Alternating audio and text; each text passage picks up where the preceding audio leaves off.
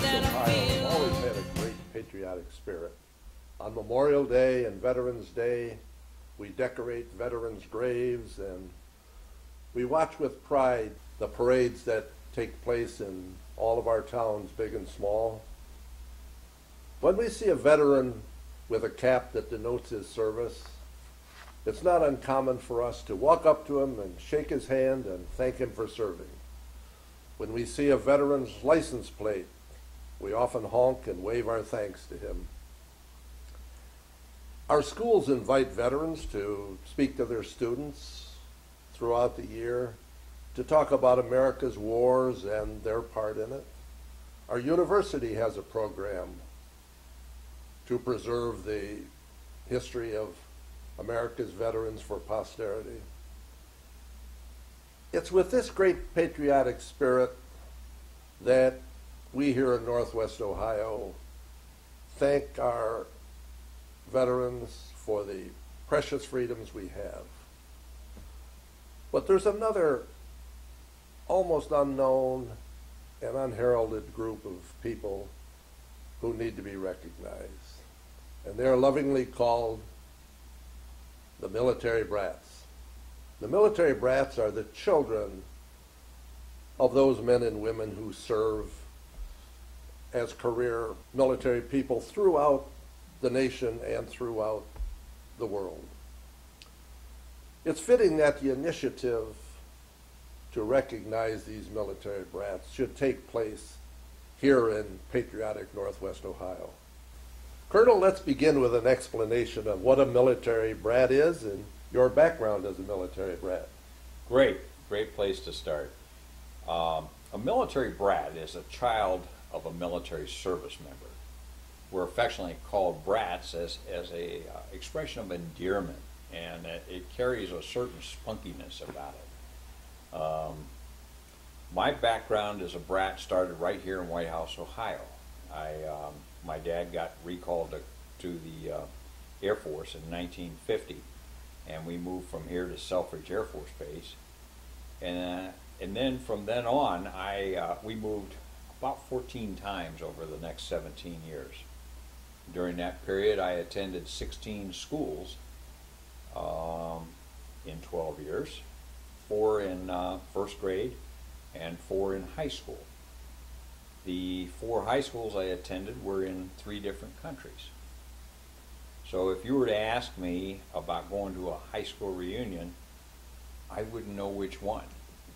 But it really wouldn't matter because I wouldn't know anybody there anyway.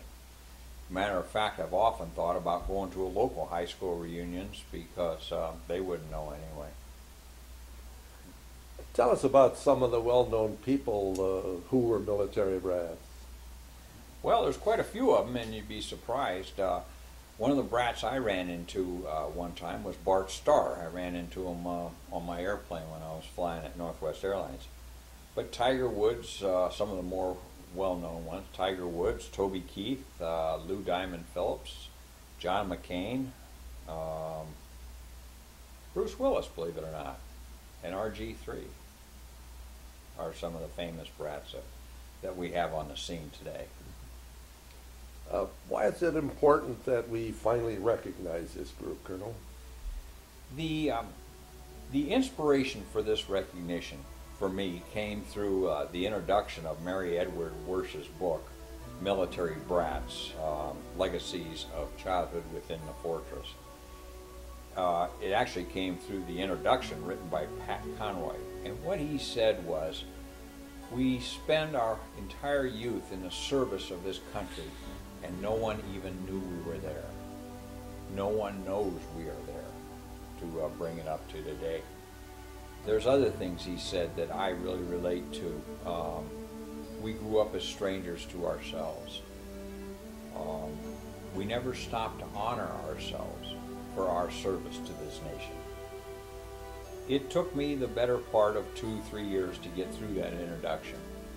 And when I read it, I keep coming back to those phrases or those sentences, and I think, well, why not? Why hasn't someone recognized us for what we've contributed to this nation? And I thought to myself, isn't it about time? You look at the TV today, at unit deployments, at returns, and occasionally at funerals, and look into the faces of those kids. I always tend to focus in on those kids. And when I look at those kids, I see fear, I see confusion, I see insecurity, and at times I see joy. Why not recognize them for what they contributed to this nation? A simple token of what they contribute day in and day out. It came home to me last April when I attended a dining in, a formal dinner for military folks. And the keynote speaker was a 3-star general. And he related a story about how when he was 7 years old, the blue car drove up to his house. Now, for most of us, we know what the blue car, the green car, whatever it is, when the commander and the chaplain get out and they come walking up to the doorway. He was 7 years old when they told him his father had been shot down in Vietnam. And for the next 2 years, they did not know whether his father was dead or alive. And he picked up the responsibility for being the man of the house. When you ask how we serve, that's how we serve. No question, it's a task that has to be done. We do it. And these are the kind of stories that gave me the inspiration for creating what I'm calling the BratPin. You've said that Northwest Ohio is going to take the lead in publicizing this program. How do you intend to get that message out, and how do you intend to get the message to the other states of the Union? This whole thing came about after I finished reading that introduction. I'll keep coming back to that. In 2009, I sent an email to my U.S. Congressman, Bob Latta, and within 5 hours I had a reply from one of his staff asking me about the idea, and I explained it to him, and he thought it was novel, so he introduced legislation in March of 2010. It went to committee and it died. He then reintroduced the legislation in 2011, and it sat for 2 years, and then it died in committee.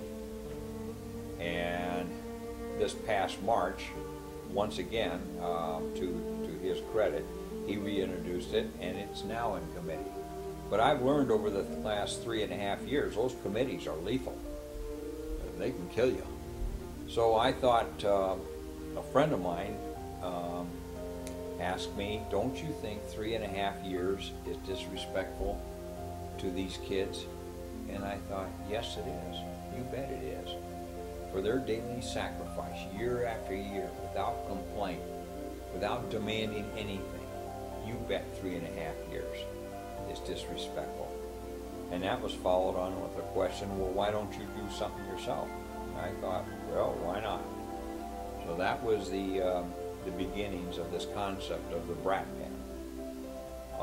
Right now we're in the final stages of design review, and with luck we'll have a pin in hand by 30 September. What I hope to do is to introduce it at a function, a military function here, either out at the Guard or at Reserve Unit, somewhere here in the local area, to generate introduction and promotion of the BratPin. I'm also working fairly aggressively on social networking, like Facebook. Have had radio interview and have a television interview set up for next month.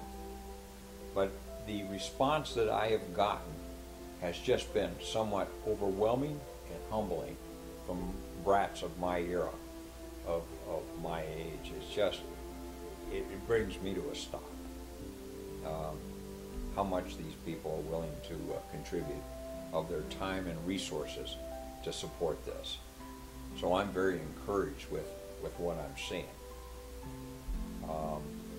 Where can we learn more about the Military Brats program?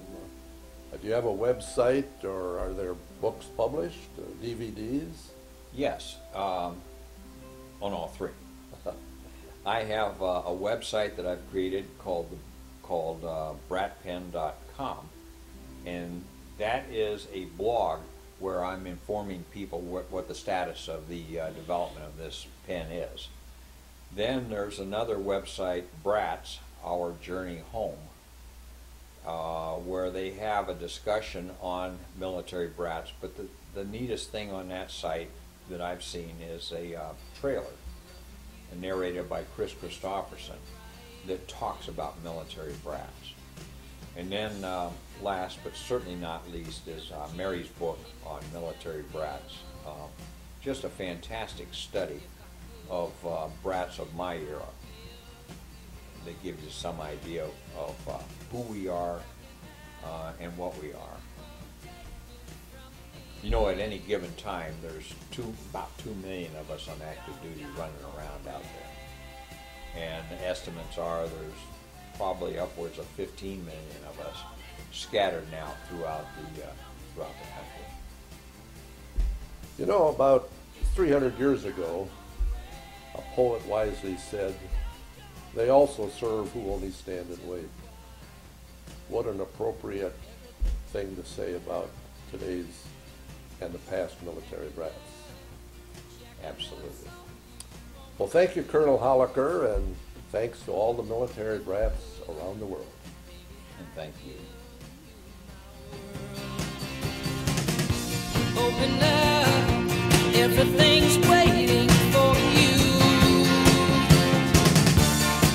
You can go,